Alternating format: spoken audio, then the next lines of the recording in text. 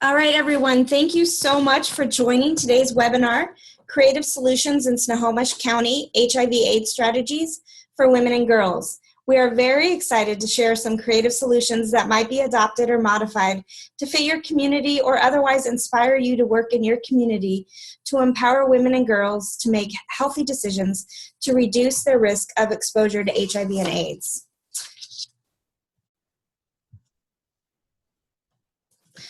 My name is Louisa Swanson, and I am the Women's Health Lead for the Regional U.S. Department of Health and Human Services Office of the Assistant Secretary for Health, which covers Washington, Idaho, Alaska, and Oregon. I'm so incredibly grateful to our speakers for volunteering to be part of this webinar. Each person has spent a lot of time working on their presentations, and I am incredibly grateful to each of them. The first speaker we will be hearing from is Jody Early, Associate Professor of the School of Nursing and Health Studies at the University of Washington, Bothell. And I want to give a special thanks to Jody for actually running the webinar. The second speaker is Janine Fleming, Board Member of the AIDS Project Snohomish County, otherwise called APSC. The third speaker is Jody Howerton, founder of Redefine Positive. Unfortunately, she has a conflict and is unable to attend, but she was able to send us a script and we will play her video. And the final speaker is Sophia Beltran, Prevention Manager at Cocoon House. First, I just wanted to get a few logistics out of the way. Everyone will be on mute, but at the same time, because people call in from different ways through the computer or on the phone, if you could just make sure you've muted yourself, that really helps to ensure a quality webinar for everybody and helps make it be very successful, the recording that we're doing. And also, we will be accepting questions very enthusiastically via the chat box, which will be monitored, and we'll take questions at the end. And if you're calling in on the phone, we will have an email at the end and you can email the questions and we'll be happy to follow up. So thank you everyone for participating in that. All right, and this is standard fare, but as mentioned, we are very excited about this webinar and our speakers. It is our practice to provide a disclaimer before each webinar we conduct. Each person is representing the agency they are associated with. And we also, this presentation highlights the incredible work of our webinar partners, but is by no means exhaustive of all the work being done in Snohomish County to combat HIV and AIDS.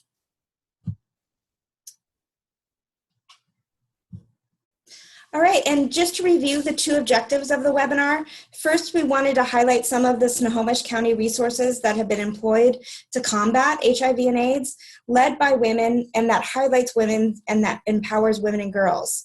Second, we wanted to provide public health and social service providers with resources that could be used in your community. I just wanted to review a few federal resources that are available. AIDS.gov is one that many people are familiar with, but that is changing to HIV.gov in the spring of 2017. It's a comprehensive website with extensive information on HIV and AIDS, federal resources, the National HIV/AIDS Strategy, extensive media tools that you can use in your community, and much, much more. It also has, you can also use this website to locate sites near you to be tested in your community. I also wanted to point out that they recently released a rural HIV toolkit, which might also be helpful to you and your community. Lastly, I wanted to mention womenshealth.gov, which is a comprehensive website for all matters related to women's health. At that website, we also have highlighted National Women and Girls HIV/AIDS Awareness Day, and this webinar is in observance of that day. And I just want to take a moment to tell you about it. National Women and Girls HIV/AIDS Awareness Day is an annual nationwide observance that sheds light on the impact of HIV and AIDS on women and girls. The U.S. Department of Health and Human Services Office on Women's Health is the lead for this day. Every year on March 10th and throughout the month of March, federal, national, and community organizations come together to show support for women and girls impacted by HIV and AIDS. This year marks the 12th observance of this day. Today, 1 in 4 people living with HIV in the United States is a woman 13 years or older. About half of women living with HIV are in care, and only 4 in 10 have the virus under control. Women face unique HIV risks and challenges that can prevent them from getting needed care and treatment. Addressing these issues remains critical to achieving an HIV and AIDS-free generation. Prevention is also critical to achieving an HIV and AIDS-free generation. According to the Centers for Disease Control and Prevention, African American women made up more than 61% of new HIV infections among women in 2015, but are only 14% of the female population in the United States. Hispanic women made up 15% of new HIV infections among women in 2015. These groups face serious prevention challenges related to low rates of testing, low condom use, and high rates of sexually transmitted infections. With this year's theme, The Best Defense is a Good Offense, the Office on Women's Health wants to empower women and girls to protect their sexual health, engage in healthy relationships, and put their best defense into play. Whether you're dating or in a committed relationship, you can take these simple, effective steps to help prevent HIV infection for you and your partner. Use condoms every time you have sex. Get an HIV test, which is free and confidential, and you can also go to this website to see where you can get tested. Do not abuse drugs or alcohol. And if you have an HIV negative or have an HIV positive partner, you can talk to your doctor about medications, which may include taking pre-exposure prophylaxis, PrEP, a daily pill that can work to keep the virus from taking hold in your body. Daily PrEP can reduce the risk of getting HIV from sex by more than 90%. And if you think you may have been exposed to HIV, visit a doctor right away. The doctor may decide that you should get post-exposure prophylaxis, PEP, and PEP are drugs that may lower your chances of getting HIV after you have been exposed to the virus. With that, I will now turn it over to Jody Early, Associate Professor of Nursing at UW. Hi, everyone, and it's great to be here, and especially to observe this day just shortly after International Women's Day. I thought it was important to provide some framing about HIV and AIDS globally because global and local are connected. And so I know that just I'm teaching a women's global health and human rights class, and I was shocked about half of my students are RNs and actually didn't realize globally that HIV is such an issue and a killer for women around the world. So it's easy to get in our bubbles and to not necessarily think this is an issue in our region. But when we zoom out and we look at this globally, it is definitely girls and a women's issue. So the next few slides just gives you more of the global landscape here. And also we'll see some statistics that are relative to young girls and young women. So Louisa mentioned some of these, that there's about 36.7 million people worldwide currently living with HIV and AIDS, and about 1.8 million are children. And the vast majority of people living with HIV live in low to middle income countries, and particularly in sub-Saharan Africa. About 1 in 4 new HIV infections is among youth ages 13 to 24. I want to zoom in on this issue here, which is young women ages 15 to 24 have HIV infection rates twice as high as found in young men and account for 22% of all new HIV infections. And we should also say that most do not know that they are infected and can transmit to others.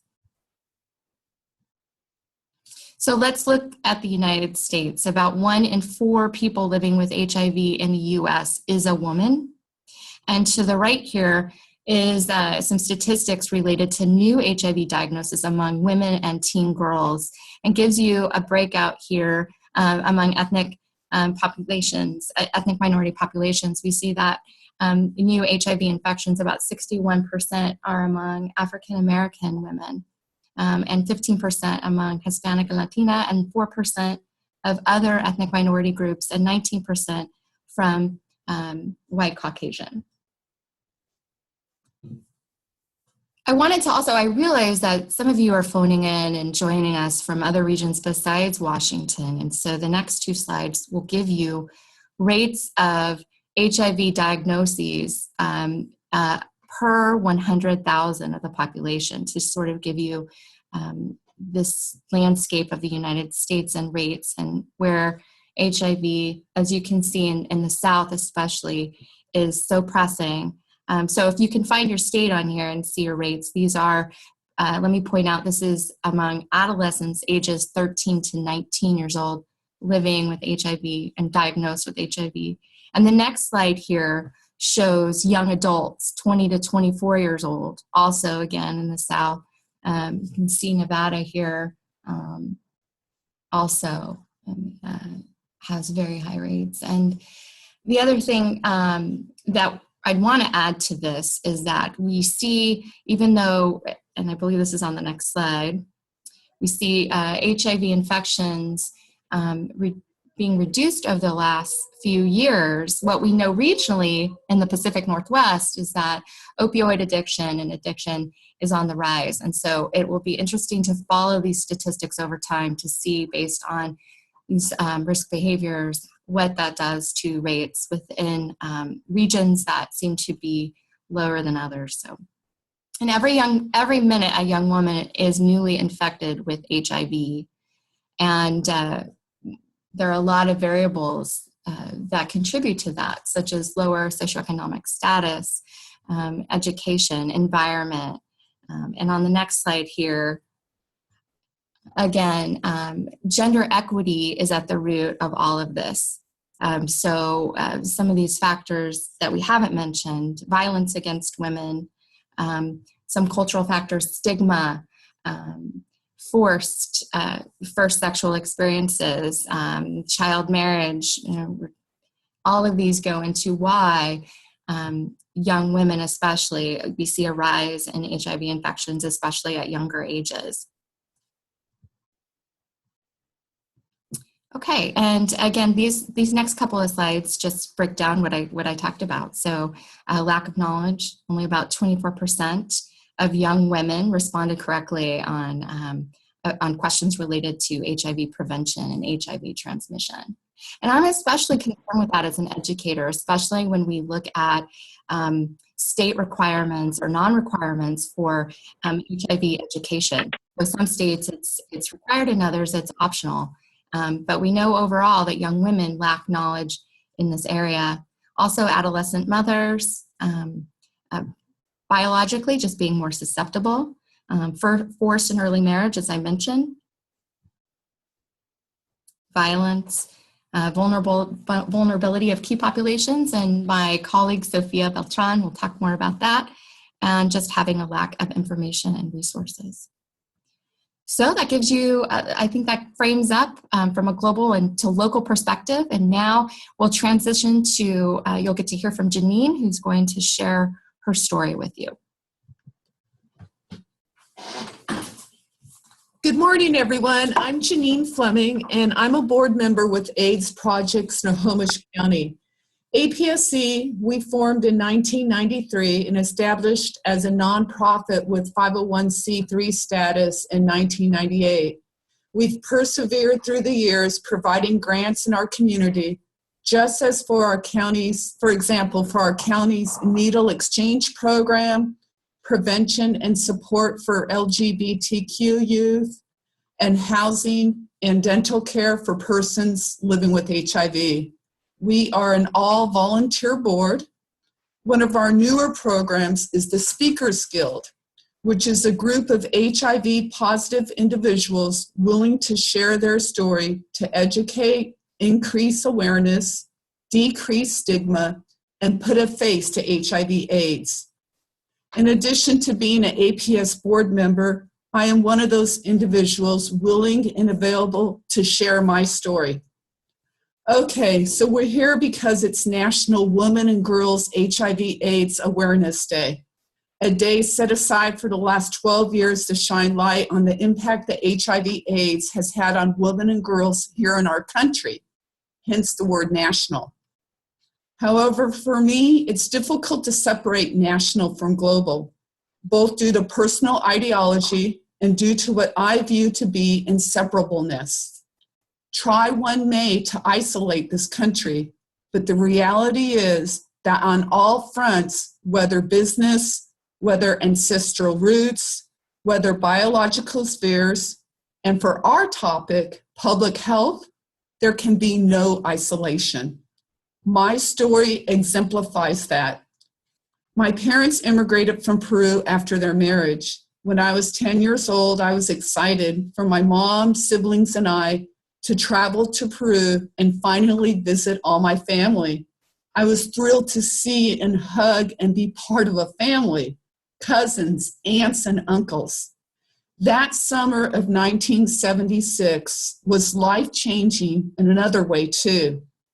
Prior to that summer, I had not witnessed extreme poverty. My eyes and heart were open that summer, and I returned knowing that I wanted to do something someday to help in some way. It wasn't long after returning to the United States while watching TV that a Peace Corps commercial came on. Right then, I made the decision to one day be a Peace Corps volunteer. After attending college for a bachelor's degree in social work, I applied and was offered an assignment in the guinea worm disease eradication program in Nigeria, West Africa. By the way, Nigeria is so much more than the notoriety of scams or Boko Haram. Nigeria is home to many resilient, ingenious, welcoming, and compassionate persons of both the Muslim and Christian faiths. During my Peace Corps service from 1991 to 1993, my community were my Nigerian friends. The closest other Peace Corps volunteer to me was about 4 hours away on public transportation, or nearing 5.5 to 6 hours away when it was the rainy season. I remember the day that I met whom would become my boyfriend. He was a tall, witty, and handsome man whose first words out of his mouth were something to the effect, "I heard that an American woman had come to town and I had to come see for myself." Then he added, "Why would you leave your luxuries in your country to come here?" Thus began our friendship. He was a traveling businessman whose home village was close to where I was stationed.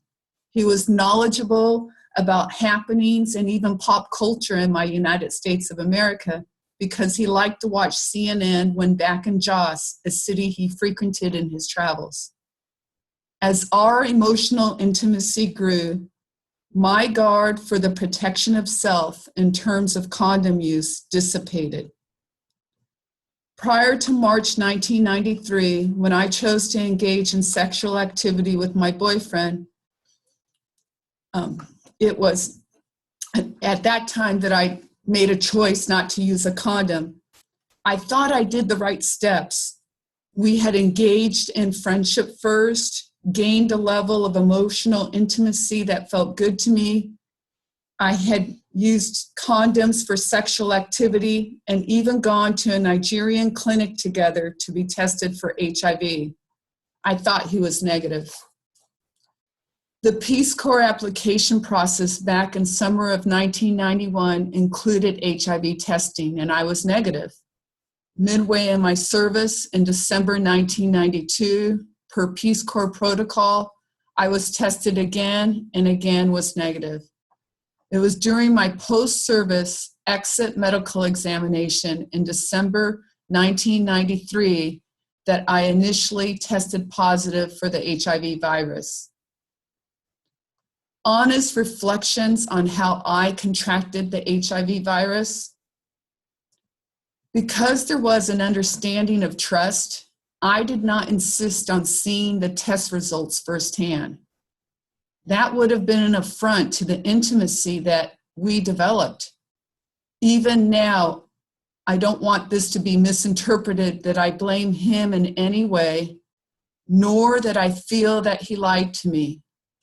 No, because even now, I choose and want to always remember him as the fun, witty, and handsome man that intrigued me during my Peace Corps days. I still want to believe that his test results were in fact negative, but that perhaps it was during the stage in HIV conversion where he hadn't converted yet.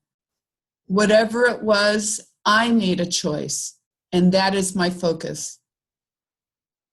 I did not listen to my intuitive sense. I remember not long before my decision to no longer use condoms, being awakened by a vivid and startling dream.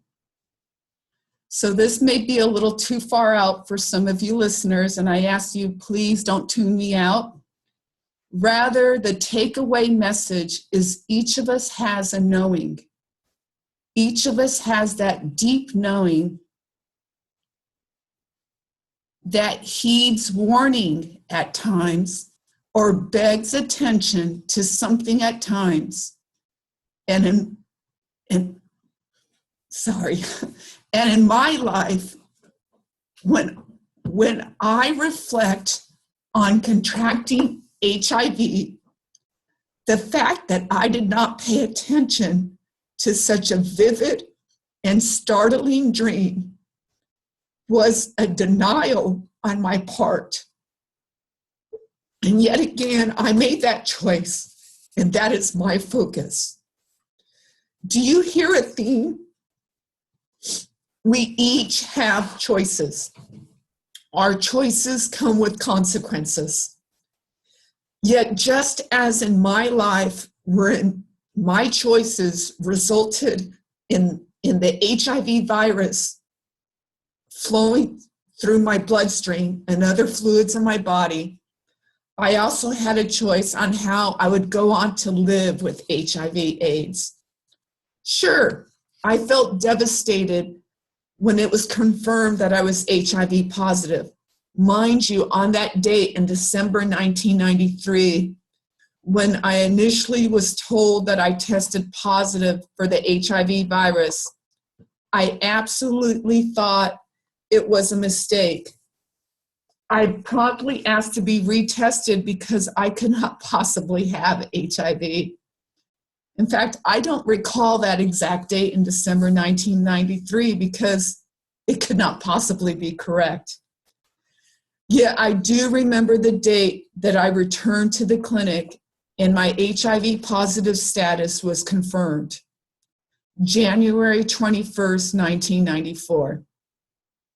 I considered killing myself because I did not want to become emaciated and weak, as was the eventual tragic reality of most living with HIV at that time. And two, I did not want to be a burden to anyone. Yet I made a choice that I would live with this HIV virus and not allow it to kill me mentally, emotionally, spiritually, if even one day it would kill me physically. To further my resolve to move forward with life, I engaged in a weekend retreat about grief and loss that coincidentally, or for those of you who may believe due to synchronicity, ran the actual following weekend of my confirmed test results. The retreat provided me with an added oomph to go on with what I had already anticipated doing after Peace Corps anyways. I moved to our beautiful Seattle area by January 31st, 1994, ready to face an unknown future, yet with an outlook of hope and confidence. Since taking that step to live abundantly with and in the face of HIV/AIDS, I have fulfilled goals and dreams in my life. I furthered my education by obtaining a master's degree in social work in 1996, and I have been working for Washington State's Protective Services since then. I have been honored with two amazing sons. Although the relationship with the father of my children did not endure, we were blessed with two sons who have become kind-hearted and responsible young men, each now in college with promising futures. Each of our sons is HIV negative due to the medication regime that I strictly followed during my pregnancies and following their births. I have enjoyed traveling with my sons to places such as Peru, Italy, Germany, Spain, Jamaica, Dominican Republic, and France. And by doing that, I have shared the passion that I have always had about seeing new places and cultures with my sons. I still have more goals and dreams that I would like to make happen, One being sharing my story one day in a book format and having proceeds support a global HIV treatment cause. I am blessed with how my life turned out, and I am grateful. After many years of being single, I met the love of my life, my husband, for our last chapters in life. He is creative, lighthearted, has the best chuckle, cooks amazingly, is calming, motivating, optimistic, practical, forgiving, wise, and I feel so swooned by him when we hug or when I look into his amazing blue eyes. He helps me be a better person, and I want that challenge always. We are a serodiscordant couple, and we will keep it that way. This brings me to this year's theme of our National Women and Girls HIV/AIDS Awareness Day. The best defense is a good offense. There is PEP and there is PrEP, but studies have found that there is no HIV transmission if the person living with HIV is on and fully adherent to antiretroviral medications, and the viral load is undetectable. In other words, treatment that is proven to be effective, aka a good offense, is able to prevent further HIV transmission, aka a good defense. In my life with HIV/AIDS, the advent of antiretroviral medications was an absolute godsend. I was hospitalized in October 1996 with pneumocystic pneumonia and found to only have a few T cells left. It was that same fall of 1996 that the miraculous medications became available. I realized my privilege with having access to these medications, not only because I'm a US citizen, but also because I'm a Washington state resident. I recognize that such a privilege is not even available across our United States of America. Treatment is prevention. Thank you.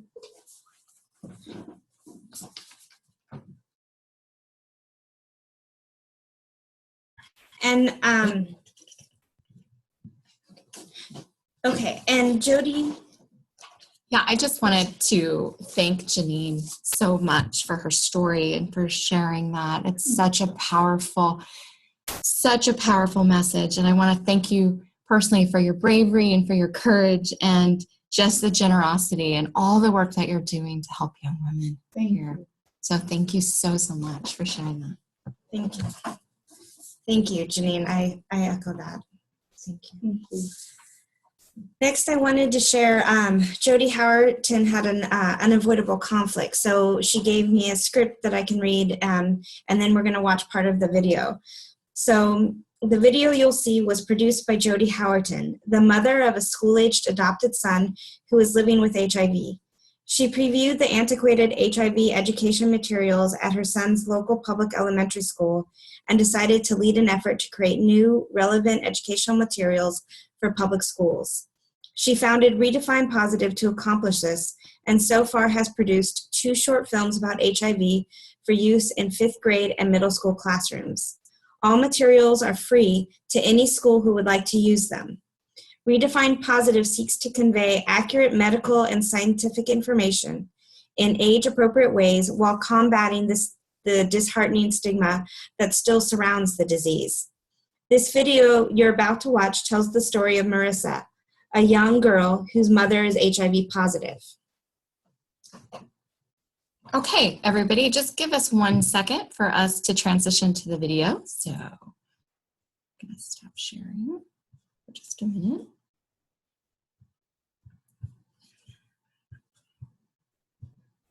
Take it to the beginning too.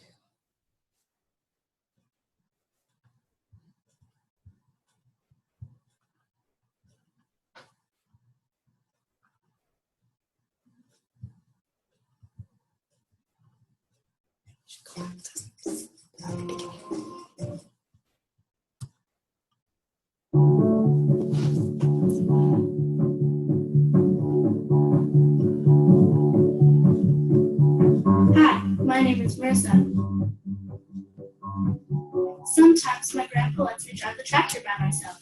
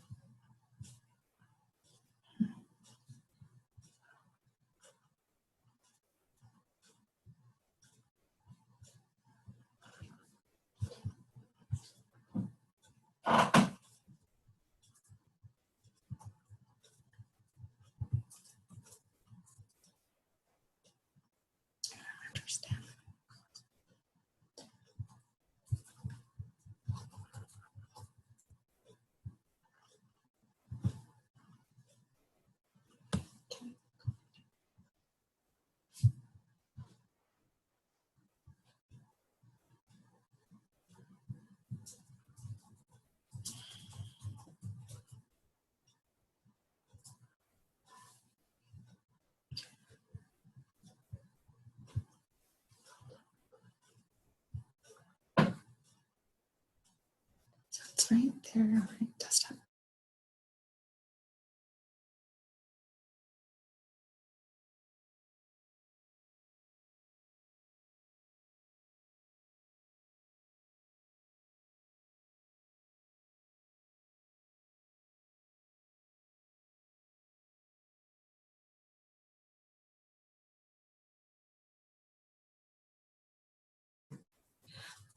Hi, we're going to take some questions for Janine while we figure out.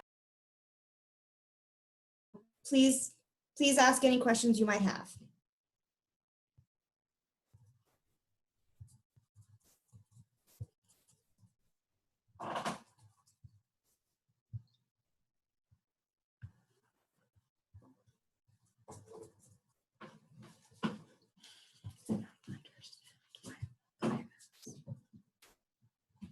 Janine, I see a question here. How did you share this information with your children? So ever since my sons were little, I began talking with them about universal precautions, even to the point of role playing. So for example, I would role play if there was just an accident in the home and I was bleeding. I taught them that you never touch blood. And I taught them the importance of having a barrier if even it was a grocery sack. Of course, that was before the time when we didn't even, I don't use plastic grocery sacks anymore. But at that time, we had plastic grocery sacks around the home. So I taught them about barriers. And then, of course, as they got older, the conversation went more towards how they needed to protect themselves when they eventually were sexually active. Thank you for sharing that, Janine. So it looks like we have our video again, and we're going to take more questions. Please type in your questions for Janine so we can answer those at the end. And thank you for your patience.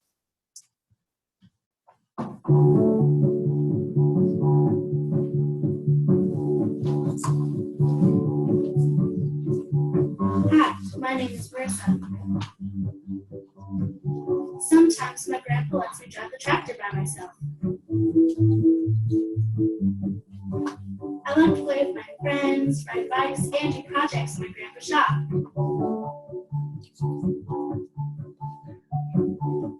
I live with my mom, my stepdad, and my sister. When my sister's hanging out with her boyfriend, we get to have dinner together and watch movies. If I'm having trouble with math problems, my mom will help me with my homework. This week, my mom even took us bowling.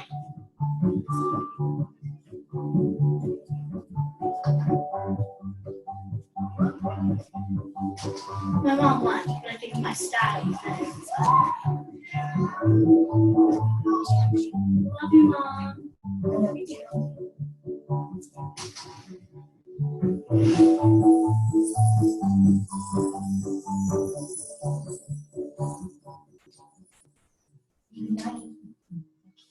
Things, love you.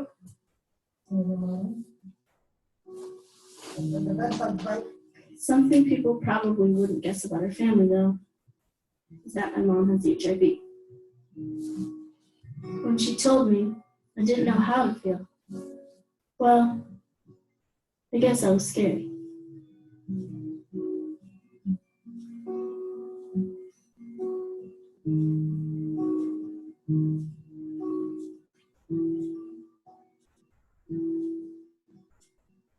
But my mom took me to a doctor, and I learned a lot about HIV.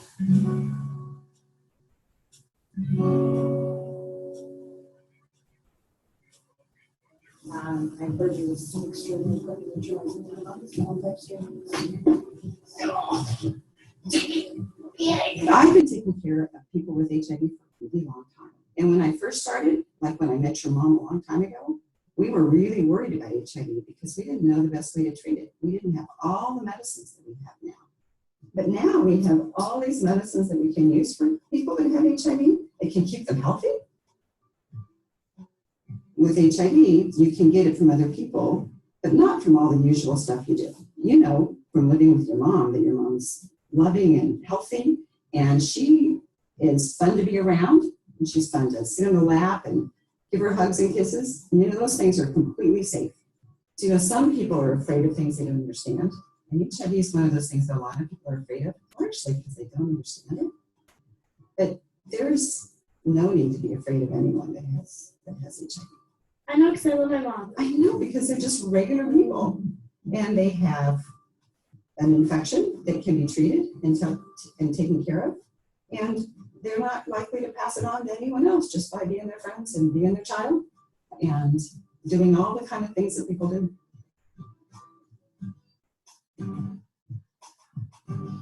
HIV is a serious illness that can make a person very sick.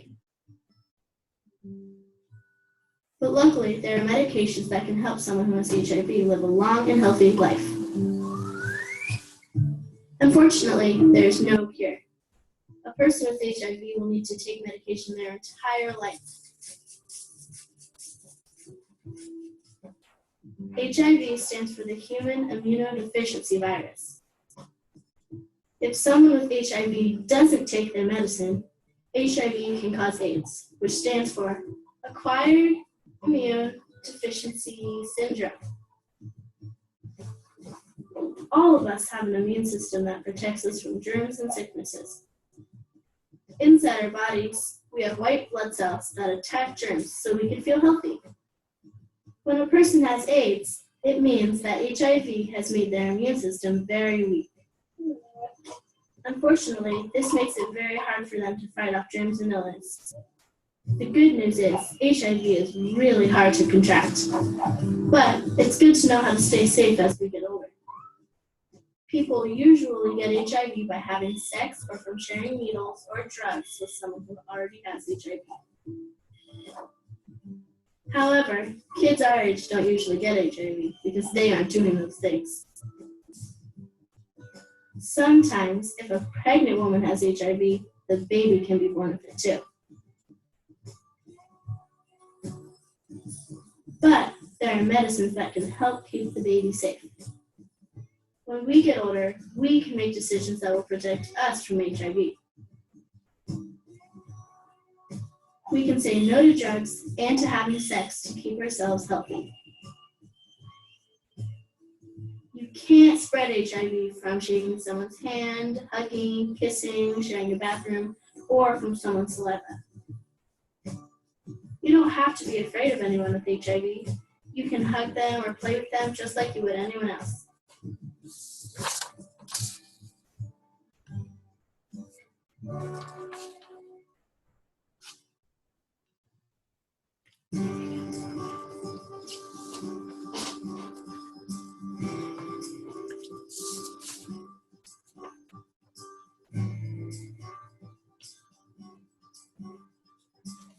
Now I know I'm not going to get HIV from my mom, and I know that she'll be okay if she keeps taking her medicine.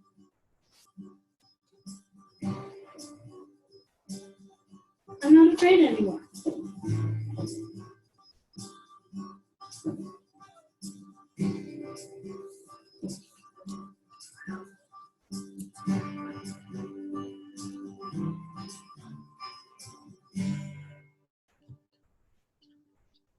Now we're going to take a short quiz to see what you know about HIV and AIDS.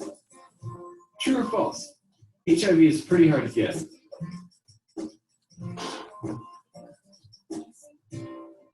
True. HIV is not an easy virus to get. Kids your age almost never get HIV. Marissa lives with her mom, who is HIV positive, and she's not in danger of getting HIV or AIDS.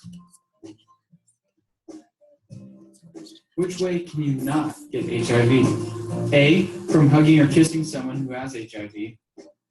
B, from having sex with someone who has HIV.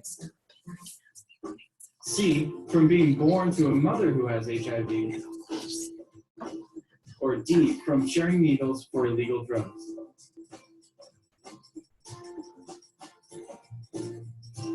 The answer is A. You cannot get HIV from hugging, kissing, or snuggling. You can't get it from sitting on a toilet seat or from pee or spit. True or false? There is no cure for HIV. Unfortunately, this is true. Doctors and scientists are working hard to find a cure for HIV, but right now, there just isn't one. People who have HIV will have it for their entire lives. Okay, so everyone who's listening, you hopefully probably knew the answers to those questions, but I have one. This is Jody, and I'd like to pose one to the audience, which is true or false? And you can type in your answers in the chat box.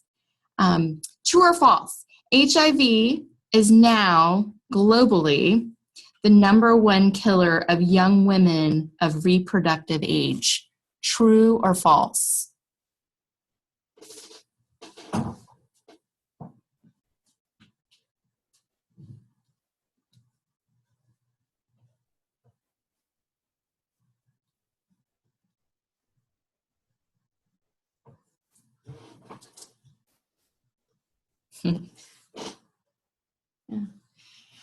Actually, this is true.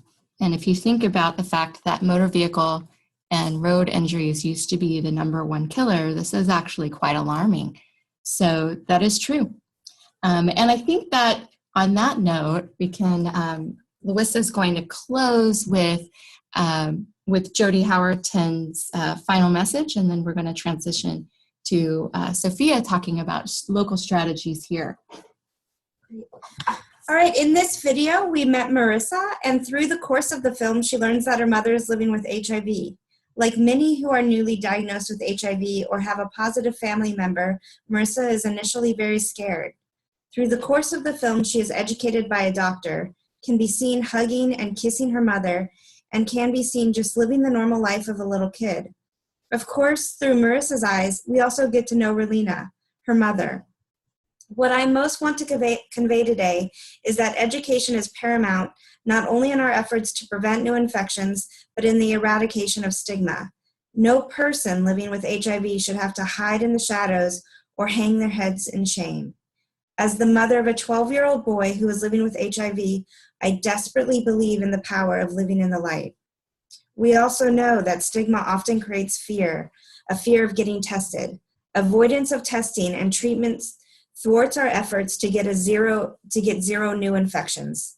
So today, on National Women and Girls HIV/AIDS Awareness Day, I want to encourage all women to be educators. Each one of us can help fight stigma in our homes, in our communities, in our places of worship, and in our schools. If you have children, find out what HIV curriculum your school uses. Preview it. If it is antiquated, complain about it and urge them to use Redefine Positive's materials. You can download them or stream them for free at www.redefinepositive.com. Thank you for letting me share with you today. Here's to living in the light. Thank you, Louisa. Good morning, everyone. I'm Sofia Beltran, and I'm really humbled to be here with everyone. I'm still reflecting on Janine's presentation, as I'm sure many of you are as well. So I'd like to share that I'm the prevention manager at Cocoon House. Cocoon House has been a part of the Everett, Snohomish County, Washington community for 25 years, serving homeless youth from the ages of 12 to 24. We serve youth through different programs we offer, such as short and long-term housing, youth advocacy, a drop-in center, and street outreach. We also offer prevention services, and that's the department that I'm in. I have a program called Community Transitions to connect with youth who are leaving our long-term housing and finding ways to support their community navigation. And that's the home of this pilot we attempted. How could we get youth who are not using our outreach programs or services to stay connected to a trusted adult after leaving our program to access health? My background has been working with community health workers and found this model to be an interesting solution to the issues of engagement using Hawkins and Catalano's social development framework as a strategy. What if we created health trainings based on youth identified as their most urgent health needs for their population through focus groups, then provided opportunities for youth to share the information with other youth, provide them with opportunities to connect with each other during monthly meetings, have opportunities to develop healthy relationships with trusted adults, and found ways to meaningful ways to recognize the youth for their work in the community. Could it work?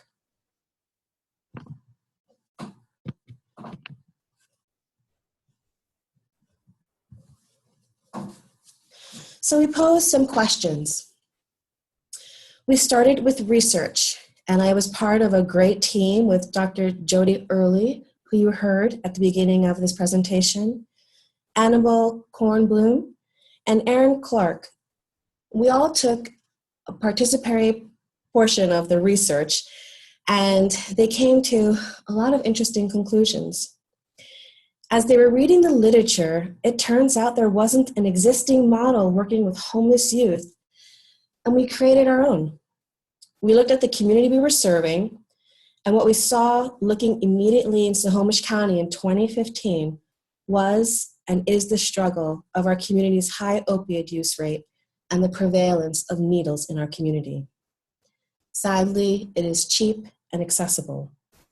And we wanted to know how this was impacting homeless youth.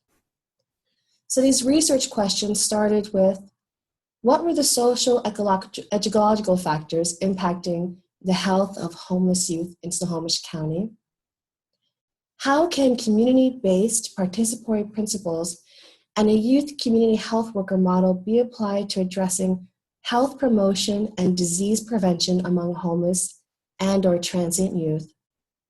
And does a youth CHW pilot prevention program increase knowledge about HIV/AIDS and feelings of social connectedness among this population? What are the challenges to applying a CHW approach to health promotion with and for homeless youth in suburban communities?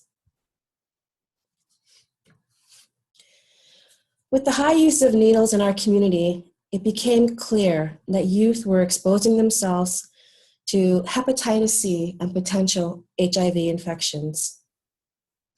As you look at this data on the slide, homeless youth engage in high-risk sexual behavior more frequently than youth with stable housing.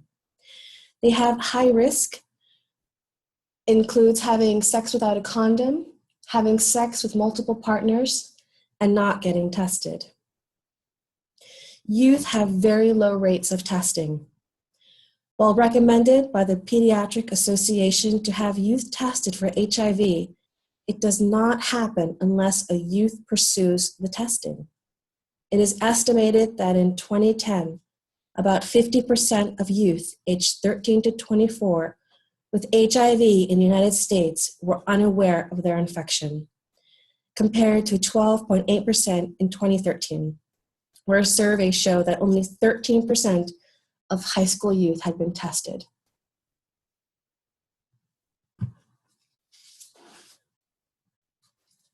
Let's look at some of the contributing risk factors.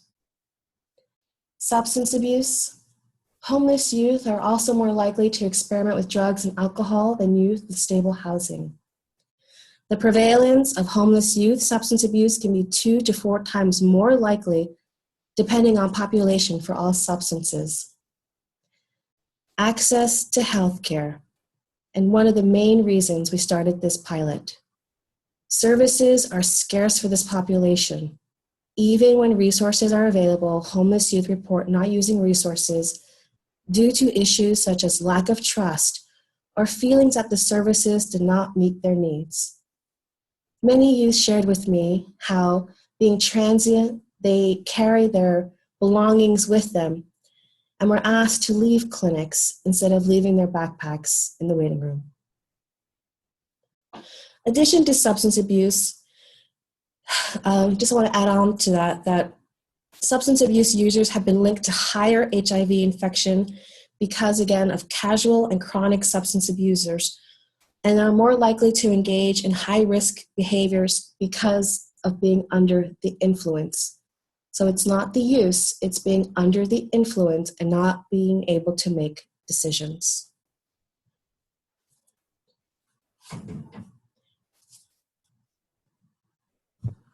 And I want to make sure I cover mental health. The literature consistently reports high levels of psychiatric disorders among homeless youth. If you're on the streets, you're depressed.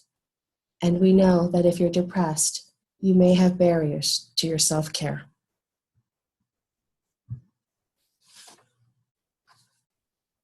Knowing this about our community, we wanted to learn from the youth directly how they were being impacted and to what extent was their health. We had initial focus groups with youth 13 to 24 and asked questions. So the methods for the pilot program were: first phase involved this needs assessment. We also conducted the literature review, which I talked about, having a great team to do that, looking at local and national data, and we facilitated focus groups. These were youth who were residents at our Cocoon House housing programs and drop-in centers, and they were all volunteers. The focus group was facilitated by one of the primary researchers, our AmeriCorps volunteer, Erin Clark.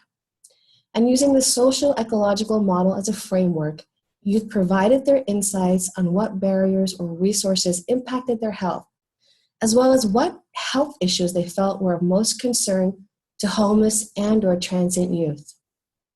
Youth also provided input on what factors to consider when creating a CH program for this population. So some key themes came out from the literature. Youth need to feel empowered for peer-driven interventions to work. Youth tend to respond better to members of their own age group. Effective peer-driven programs require strict guidelines and facilitation. Homeless youth need opportunities and mentors to help them maneuver away from unhealthy lifestyle behaviors. Homeless youth are much more likely to be struggling with drug addiction. And homeless youth are at greater risk for sexual assault and trafficking. Group sessions for trainings and follow-up have proven successful. So some of the emergent themes that we saw coming from the focus group, some of the barriers and health issues that the youth identified: disrespect from adults, not feeling treated as equal, traffic laws that impact the pedestrian youth, sexual harassment when on the streets and increased risk of being assaulted, peer-to-peer interaction in person preferred, not over the internet, youth not treating each other with respect, sports considered a good way to connect with others, focus on issues like addiction and sexting, finishing school and having equal access to education, and using strategies to reach youth that involve art or music. In phase 2, the youth discussed the opportunity to complete a youth CHW training using an existing HIV/AIDS youth prevention curriculum, which also included a module on community social connectedness. And this goes back to the youth sharing with us how important it was to feel valued by their community, valued by their peers, and valued by the adults in their lives. Pre- and post-tests were used to assess impact of training on knowledge about HIV/AIDS and community connectedness. In phase 3, youth completed the 2 trainings on HIV and community connectedness, and the results are next. 47% of the youth, 20 out of the 42 surveyed, increased their existing knowledge about where they could receive free or low-cost HIV/AIDS screening. 23.8% of youth showed a significant increase in existing knowledge of ways they could contract HIV and AIDS. And 80.9% of youth increased their knowledge of the drug PrEP and PEP, HIV prevention. This is significant. We know that these have high rates of success, and our youth are not aware. So the results from the community social connectedness training, at pre-test, 53.8% felt connected to a supportive community. After the training, it almost doubled. At pre-test, 46% agreed that they felt connected to at least one adult. At post, it was 84%. At pre-test, 30% agreed they had the skills to be supportive and positive members of society. At post, it increased to 77%. 92% of the youth said that meeting provided at time a place where it was safe to share ideas and to be valued and respected as a person was important. 84.6% stated that based on their experience, they would recommend the event to other youth. So we had dinners, and we had mini trainings, and we shared information about protecting their health, and the youth shared that information with other youth. So the preliminary results are encouraging. While this pilot is not available right now, the results show that having youth receive this training produced an increase in HIV/AIDS knowledge and community connectedness. And the majority also recommended the training to others. This program has shown promise for larger, sustained efforts, and we are looking for ways to reintroduce this program in our community. Recommendations. Transitions are a challenge. Youth shared that moving from different housing opportunities are not always accessible to an Everett meeting area.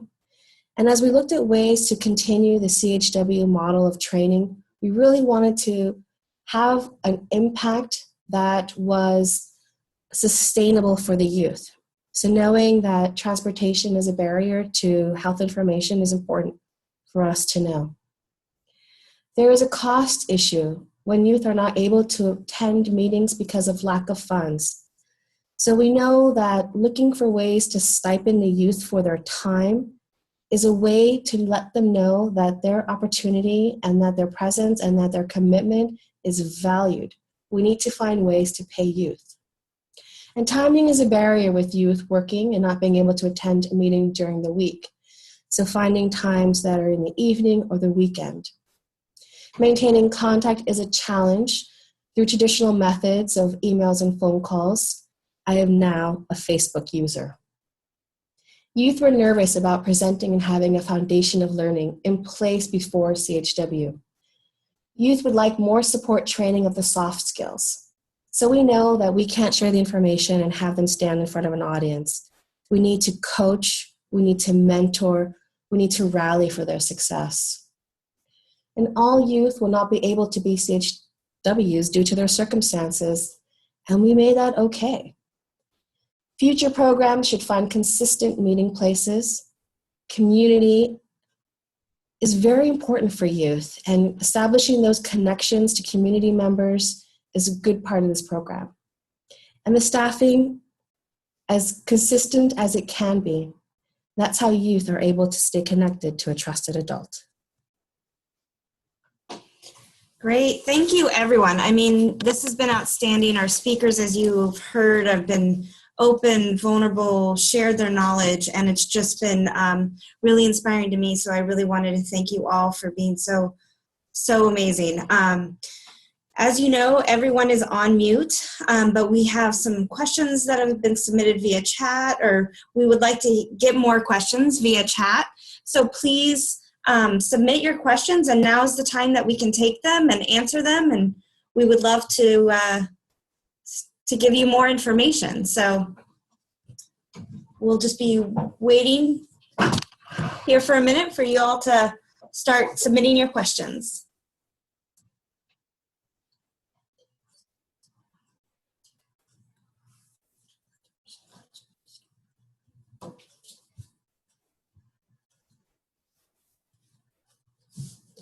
Do we have any questions?